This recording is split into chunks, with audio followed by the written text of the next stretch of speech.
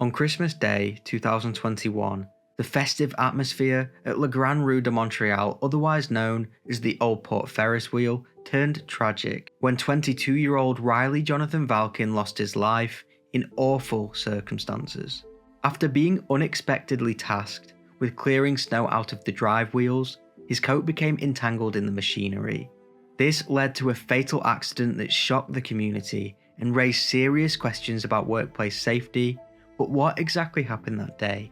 Let's talk about it. This is the Old Port Ferris wheel disaster, the death of Riley Valcin.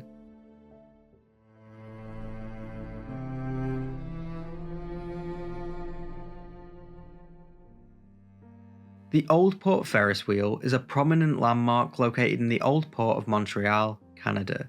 Opened to the public on June the 20th, 2017. The Ferris wheel was built as part of the revitalization of the Old Port area, aiming to attract tourists and provide a unique viewpoint of the city.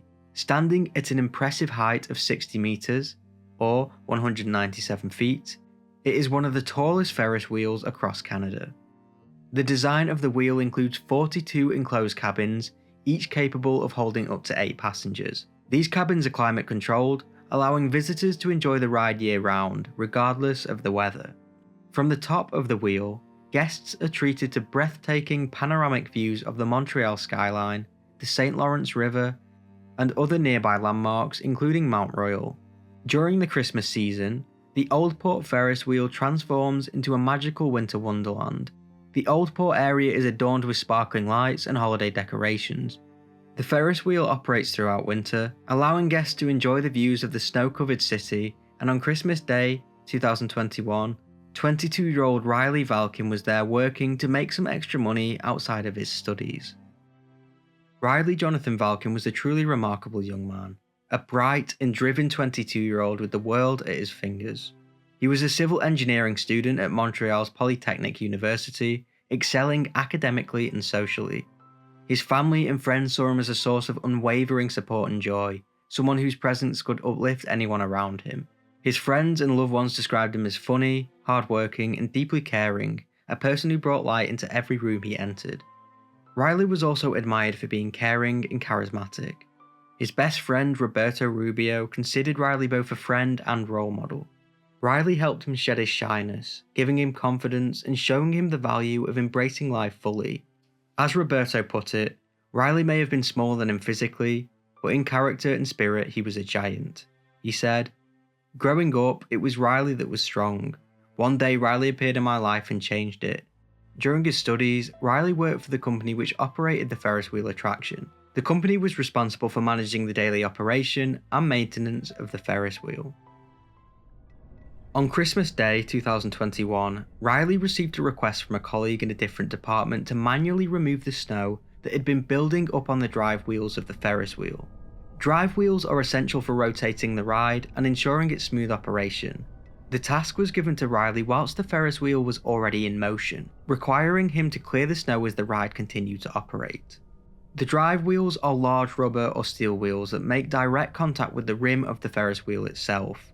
These wheels are typically connected to a motor, which powers them to turn, and they press against the outer edge or inner rim of the Ferris wheel. As the drive wheel spins, they apply friction to rotate the entire wheel, moving the gondolas attached to it. After being told to go and remove the snow, Riley walked up to the platform where the wheels are situated and walked through an unlocked gate. The platform would have been slippery and covered in snow. It is important to know that this was not part of Riley's job duties. He had never cleared the snow from the wheel, or knew about the safety in doing so. He made his way towards the spinning wheel, and as he was about to clear the snow, his coat got caught in one of the wheels. Riley didn't have time to react. Within seconds, he was dragged into the wheels and crushed between the lower wheel and the drive fin of the machine. Riley would have experienced a force equivalent to about 4,200 kilograms pulling on him when he was drawn in. This would have been a terrifying and painful death. The colleague who had given Riley the instructions was located in the ride's operating control cabin. He became aware that something was wrong upon noticing one of the motors unexpectedly shifting out of its normal position. Around the same time, the ride's hydraulic pressure dropped significantly, signaling a potential issue. Responding swiftly, His colleague pressed the emergency stop button to halt the ride, and then rushed over to the area where the motors were located. Upon arriving, he discovered Riley crushed near the motors. Emergency services were called and rushed to the scene, but there was nothing they could do. Riley was dead. The Ferris wheel was then shut down, and an investigation was launched, which shone a light on shocking malpractice. The investigation, launched by Quebec's Commission for Standards, Equity, Health and Safety at Work, which I will be calling CNEST for short, aimed to uncover the causes behind the fatality of Riley that day.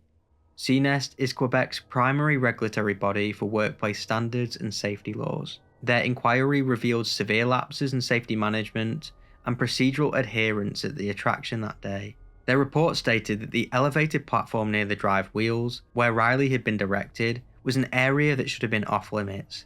The absence of locked barriers allowed untrained employees to access the high-risk zone.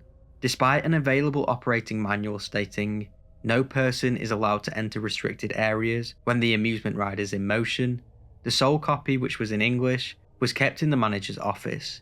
Furthermore, workers interviewed during the investigation revealed that they had neither read nor seen this manual, which also explicitly warned against operating the ride under snow or icy conditions. These gaps left workers uninformed about safe operational practices, leading to unsafe practice. On the day of the incident, Riley's colleague, concerned about the snow buildup, asked him to clear it from the Ferris wheel's drive wheel whilst it was in operation. However, site workers reported they lacked authority to close the ride during bad weather. Only the company president, frequently abroad, held that power. These operational limitations prevented the team from taking preventative action even if they recognized potential safety issues. In response to these findings, CNEST mandated immediate restrictions to the drive wheel area and implemented new safety protocols, ensuring all personnel are adequately trained on equipment-specific hazards and emergency procedures. 6 corrective notices were issued, and the company complied by improving operator training and securing restricted areas. Whilst the organisation claimed that operators were properly trained by certified trainers, multiple witnesses testified that they had never received clear instructions for managing snow removal or accessing restricted zones. Prior concerns about operating the Ferris wheel in freezing conditions had been raised by staff members who feared reduced traction could compromise rider safety. Nevertheless, senior management, in consultation with engineers, concluded the freezing conditions would only cause minor jolts and advised that running the wheel without passengers could help melt the snow.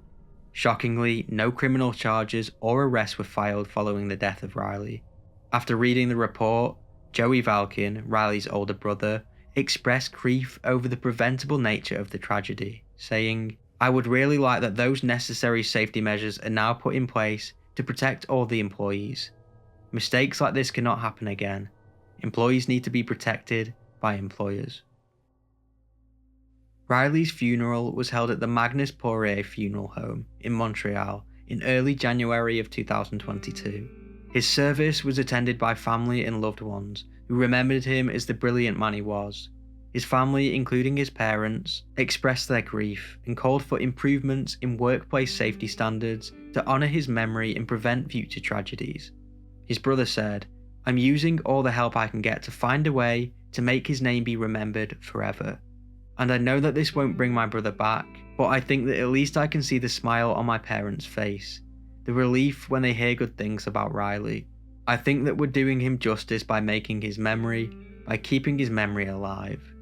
He wanted his brother's story to be remembered. Sadly, a few months after Riley's death, his father, Gamaliel Valcin, died in a plane crash in Haiti. He was among 5 people killed when the Cessna 207 aircraft attempted an emergency landing near the Port-au-Prince. Joey Valcin, Riley's brother, described his father as a selfless and compassionate man who left a lasting legacy. I truly wish the best for his family, and I hope they are doing better today. As always, this is not an AI channel, I do everything myself, and if you appreciate my work, subscribe, and if you want to go the extra step to support the channel, maybe consider becoming a member. This case is tragic in all aspects. I really hope that his family are doing better. Let me know what you think about this case in the comments below, and as always, thank you for watching.